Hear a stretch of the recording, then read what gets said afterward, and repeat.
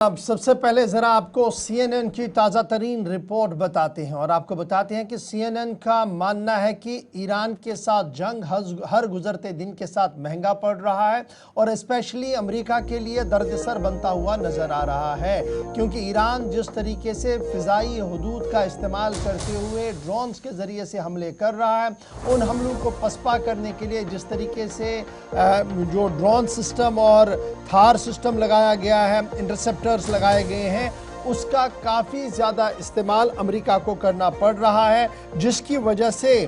जो stock piling थी, यानी जो स्टॉक के अंदर रखे गए थे थार सिस्टम, वो लगभग 80% मुकम्मल हो गए हैं। यानी जो स्टॉक लड़ने के लिए, असला लड़ने के लिए रखा जाता है, वो स्टॉक तेज़ी के साथ ख़त्म हो रहा है ईरान जंग के अंदर। यूएस का थार्ड इंटरसेप्टर स्टॉक पाइल जो है वो 80% ख़त्म हो चुका है। CNN की ये ताज़ा तरीन रिपोर्ट सामने आई है और ये साफ कर दिया गया है कि पेट्रियोटिक मिसाइल हो, इन्वेंट्रीज हो, ये साफ दिखा रहे हैं कि इस जंग के अंदर सबसे ज़्यादा नुकसान जो है यहाँ पर देखने को मिला है, क्योंकि यहाँ पर लगातार ये चीज़ें जो हैं इस्तेमाल हो रही है, क्योंकि ड्रोन यहाँ से भेजे जाते हैं, यहाँ से बैलिस्टिक मिसाइल भेजा जाता, उसको नाकाम करने के लिए एक नहीं कई प्रोजेक्टाइल चलाने पड़ते हैं। कई मकामात पर थार मुकम्मल तौर पर तबाह भी हुआ है और CNN ने इन तमाम फिगर्स को, इन 2-2.5 महीने के फिगर्स को डिटेल डिस्कशन में रखा है और ये साफ कर दिया कि अमेरिका के लिए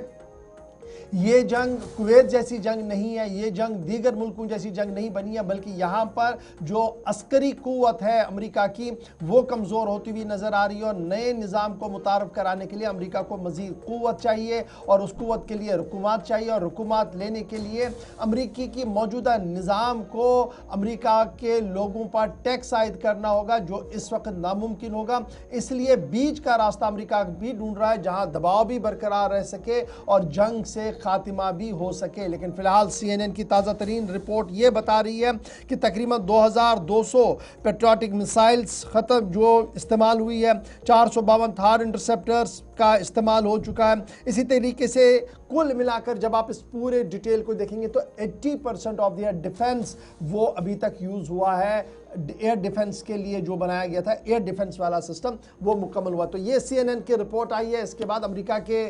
डिफेंस सेक्रेटरी का रद्दमल भी है, जिन्होंने इस बयान को गलत करार दिया, कहा कि जनाब ये हकीकत पर मबनी नहीं है, अमेरिका आज भी मजबूती के साथ खड़ा है और ये 80% वाली जो खबर शाया की गई है ये गलत है। लेकिन दोनों चीज़ें हमने आपके सामने रख ली, CNN की ताज़ा तरीन रिपोर्ट और डिफेंस सेक्रेटरी ने इसकी तरदीद भी थोड़ी देर पहले कर दी है। ये पहली खबर फसाद ज़दा और जंग ज़दा इलाके से। तो तवील फासले तक जितने भी हथियारों का अब तक इस्तेमाल किया गया, थार्ड मिसाइल समेत मुतद्दिद, ये तो हमने एक रिपोर्ट बताई है जिसमें रिसर्च अभी CNN जैसे बड़े इदारे कर रहे हैं। तो सबसे बड़ा नुकसान ये कि लॉन्गर रेंज पर जितनी मिसाइल, आप एक तवील डिस्टेंस बिटवीन ईरान और अमेरिका है, जहां पर ईरानियन एसेट्स को या ईरान को बराह रास्त निशाना बना रहे थे, मुश्किल आते हैं। और ऐसे में दूसरी मुश्किल ये कि डिफेंस पैक्ट हुआ है, वो पैक्ट हुआ है बिटवीन इसराइल और अमेरिका, तो उसे भी हथियार फराहम किए जा रहे थे, वहां पर जखीरे में कमी का सबब, परेशानी का सबब बन सकता है, इस तरफ इशारा किया जा रहा है।